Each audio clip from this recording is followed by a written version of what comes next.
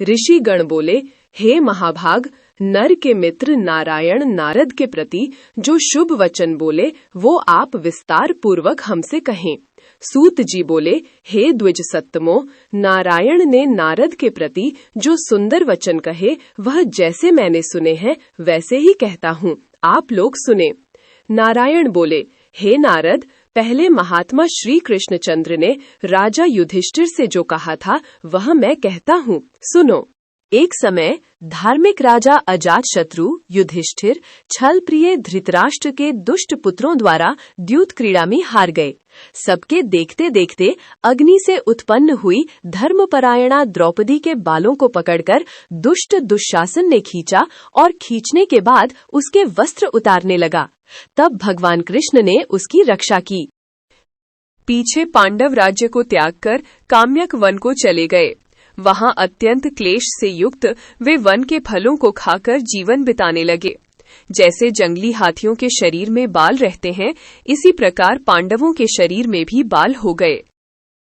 इस प्रकार दुखित पांडवों को देखने के लिए भगवान देवकी सुत मुनियों के साथ काम्यक वन में गए। उन भगवान को देखकर मृत शरीर में पुनः प्राण आ जाने की भांति युधिष्ठिर, भीमसेन, अर्जुन आदि प्रेम विभल होकर सहसा उठ खड़े हुए और प्रीति से श्री कृष्ण के गले मिले। भगवान कृष्ण के चरण कमलों में भक्ति से नमस्कार करने लगे। द्रौपदी ने भी धीरे धीरे वहां आकर आलस्य रहित होकर भगवान को शीघ्र नमस्कार किया। उन दुखित पांडवों को मृगचर्म के वस्त्र पहने हुए, समस्त शरीर में धूल लगी हुई, रूखा शरीर और चारों ओर बाल बिखरे हुए देखकर तथा द्रौपदी को भी उसी प्रकार दुर्बल शरीर वाली और दुखों से घिरी हुई देखकर वे अत्यंत दुखी हुए। भक्तवत्सल भगवान धृतराष्ट्र के पुत्रों को जला देने की इच्छा से उन पर क्रुद्ध हुए। विश्वात्मा भगवान बाहें चढ़ाकर गुरेर कर देखते हुए करोड़ों काल के कराल मुख के समान भयंकर मुख वाले धधकती हुई प्रलयाग्नि के समान उद्यत हुए। ओठों को दांतों के नीचे जोर से दबाकर वे ऐसे प्रतीत हो रहे थे मानो तीनों लोकों को जला देंगे। जैसे श्री सीता के वियोग से संतप्त भगवान रामचंद्र को रावण पर क्रोध आया था। उस प्रकार से क्रुद्ध भगवान को देखकर कांपते हुए अर्जुन भगवान कृष्ण को प्रसन्न करने के लिए द्रौपदी, धर्मराज तथा अन्य लोगों से भी अनुमोदित होकर शीघ्र ही हाथ जोड़कर उनकी स्तुति करने लगे। अर्जुन बोले, हे कृष्ण, हे जगत के नाथ, हे नाथ, मैं जगत के बाहर नहीं हूँ, आप ही जगत की रक्षा करने वाले हैं। हे प्रभु, क्या मेरी रक्षा आप ना करेंगे? जिनके नेत्रों के देखने मात्र से ही ब्रह्मा का पतन हो जाता है, उनके क्रोध करने से क्या नहीं हो सकता, यह कौन जानता है कि क्या होगा। हे संहार करने वाले, क्रोध का संहार कीजिए। हे तात, हे जगतपते, आप जैसे महापुरुषों के क्रोध से संसार का प्रलय हो जाता है। संपूर्ण तत्व को जानने वाले, समस्त वस्तुओं के कारण के भी कारण, वेद और वेदांग के बीज के भी बीज आप साक्षात श्री कृष्ण हैं। मैं आपकी वंदना करता हूँ। आप ईश्वर हैं। इस चराचरात्मक संसार को आपने उत्पन्न किया है। आप सर्व मंगल के भी मांगल्य हैं और सनातन के बीज रूप हैं। इसलिए एक के अपराध से अपने बनाए हुए समस्त विश्व का आप नाश कैसे करेंगे? भला ऐसा कौन होगा जो मच्छरों को जलाने के लिए अपने ही घर को जला दे?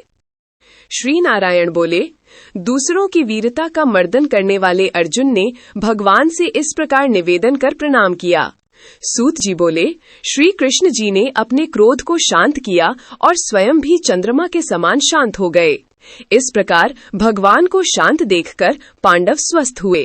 प्रेम से प्रसन्न मुख और प्रेम विवहल होकर सबने भगवान को प्रणाम किया तथा जंगली कंद, मूल, फल आदि से उनकी पूजा की। नारायण बोले, तब शरण में जाने योग्य भक्तों पर कृपा करने वाले श्री कृष्ण को प्रसन्न जानकर विशेष प्रेम से भरे हुए नम्र अर्जुन ने बार बार नमस्कार किया और जो प्रश्न आपने हमसे किया है वही प्रश्न उन्होंने श्री कृष्ण से किया।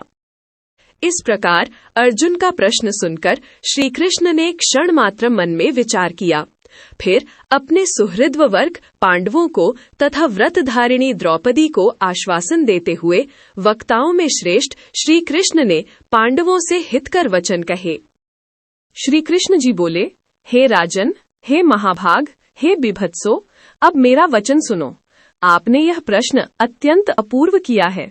आपको उत्तर देने में मुझे उत्साह नहीं हो रहा है, क्योंकि इस प्रश्न का उत्तर गुप्त से भी गुप्त है, जो ऋषियों को भी विदित नहीं है। फिर भी हे अर्जुन, मित्रता के नाते अथवा तुम हमारे भक्त हो, इस कारण से मैं यह कहता हूँ। हे सुव्रत, वह जो उत्तर है वह अति उग्र है, अतः उसे क्रम से सुनो। चैत्र आदि जो 12 मास, निमेष, महीने के दोनों पक्ष, घड़ियां, प्रहर, त्रिप्रहर, 6 ऋतुएं, मुहूर्त, दक्षिणायन, उत्तरायण, वर्ष, चारों युग और इसी प्रकार परार्ध तक जो काल है, ये सब तथा नदी, समुद्र, तालाब, कुएं, बावली, गड़ैयां, सोते, लताएं, औषधियां, वृक्ष, बांस आदि पेड़, वन की औषधियां, नगर, गांव, पर्वत और पुरियां, ये सब मूर्तिमान हैं और अपने अपने गुणों से पूजे जाते हैं। इनमें ऐसा कोई भी अपूर्व पदार्थ नहीं है जो अपने अधिष्ठात्री देवता के बिना रहता हो। अपने अपने अधिकार में पूजे जाने वाले ये सभी फल देने वाले हैं। अपने अपने अधिष्ठात्री देवताओं के योग और महात्म्य से ये सब सौभाग्यवान हैं। हे पांडुनंदन, एक समय अधिमास उत्पन्न हुआ। उस उत्पन्न हुए असहाय और निंदित मास को सब लोग कहने लगे, यह मलमास सूर्य की संक्रांति से रहित है, अतः पूजने योग्य नहीं है। यह मास मल रूप होने से स्पर्श करने योग्य नहीं है और शुभ कर्मों में अग्राह्य है। इस प्रकार के वचनों को लोगों के मुख से सुनकर वह मास निरुद्योग, प्रभावहीन, दुख से घिरा हुआ, अत्यंत खिन्न मन और चिंता से ग्रस्त होकर व्यथित हृदय से मानो मरणासन्न हो गया। फिर उसने धैर्य धारण कर मेरी शरण ग्रहण की। हे नर, यह वैकुंठ भवन में जहाँ मैं निवास करता हूँ, वहाँ पहुँचा और मेरे धाम में आकर इसने मुझ परम पुरुषोत्तम का दर्शन किया। उस समय अमूल्य रत्नों से जटित सुवर्ण सिंहासन पर विराजमान मुझको देखकर यह भूमि पर साष्टांग दंडवत होकर हाथ जोड़कर नेत्रों से निरंतर आंसुओं की धारा बहाता हुआ धैर्य धारण कर गदगद वाणी से बोला। सूत जी बोले, इस प्रकार महामुनि बद्रीनाथ ये कथा कहकर मौन हो गए। तब नारायण के मुख से ये कथा सुनकर भक्तों पर दया करने वाले नारद मुनि पुनः बोले।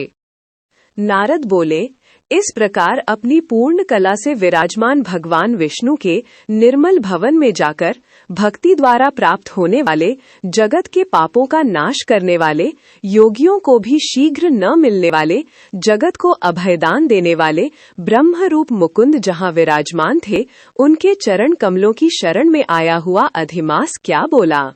इति श्री बृहन्नारदीय पुराणे पुरुषोत्तम महात्म्ये तृतीयोऽध्यायः।